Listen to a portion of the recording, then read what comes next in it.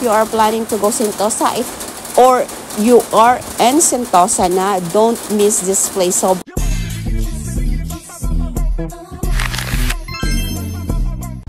hi guys! So if you are planning to go to Sentosa, don't miss this place to take a round. Ang ganda niya, promise. Ang ganda ng mga decorations, ang lightnings, chandelier, lahat-lahat na siguro. Tsaka may makikita din kayo sa loob ng mga expensive na mga like Rolex, Cartier. Yun lang ang nakita ko dyan. Pero we're just decided to go there. And then nag-ikot-ikot kami dyan kung ano yung mas maganda.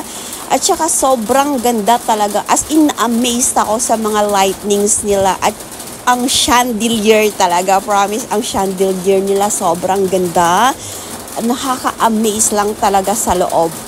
So actually, this is a hotel. Pero nakalimutan ko lang talaga yung pangalan niya. And these two statues, the girl and the boy, may history din daw siya. Pero, I don't know, I didn't ask na. Pero, ang ganda lang. Kasi na-curious ako talaga. So, naglibot-libot ako dyan sa loob. About sa lightnings and chandelier. Yun, ang ganda lang guys. So, if you are planning to go Sentosa, or you are in Sentosa na, don't miss this place. Sobrang ganda niya.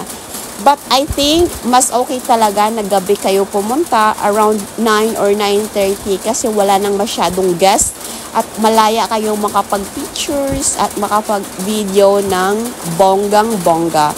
Ang ganda na. Yan lang guys. Hope this video will help you. Bye!